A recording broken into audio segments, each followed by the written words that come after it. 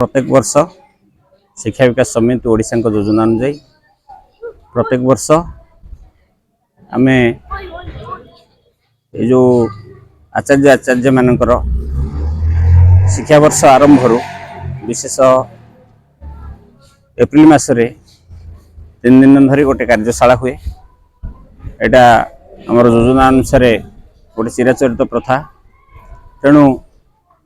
ये योजना आधार रे आमर वर्तमान शिक्षा विकास समिति पुरी संकुल अंतर्गत जो विद्यालय 11टी विद्यालय अच्छी तार जो कार्यशाला चली आम 18 तारिख संध्यारू एठारे आसी उपस्थित हेलुणु एवं 18 तारिख संध्यारू 18 तारिख 19 तारिख 20 तारिख आज समारोह उत्सव एवं आमर ए समारोह उत्सव रे आम मानकर मध्य अतिथि मैंने से मार्गदर्शन देवे तो आम मैंने ये 3 दिन 4 दिन धरी जो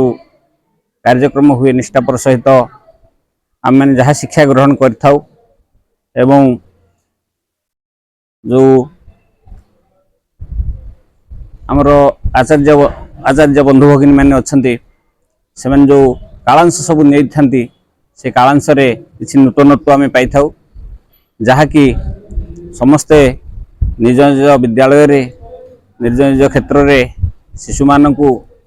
शिक्षादान करिवारे सहायक होती एवं यही भाव में आम कार्यक्रम हाथ को नहीं आमर वर्तमान हरचंदसाई सरस्वती शिशु विद्या मंदिर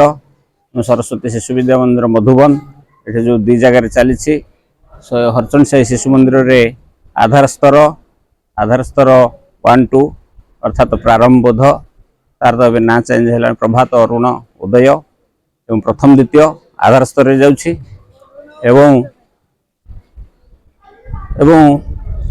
षष्ठ रु अष्टम मध्यम स्तर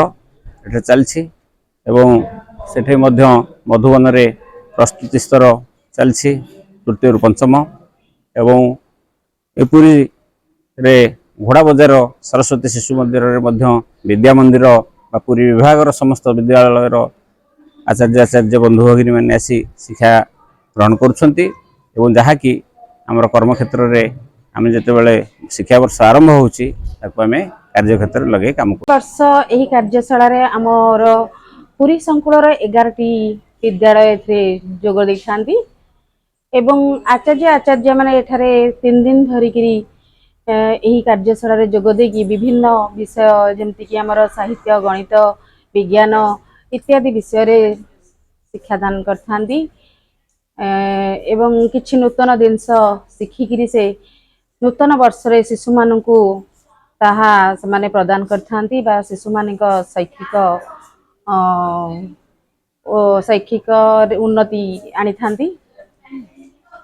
11टी विद्यालय संपूर्ण 11टी विद्यालय एठारे जोग देइचंती एवं 100 पाखापाखि 160 जन आचार्य एठारे वर्तमान जोग देइचंती।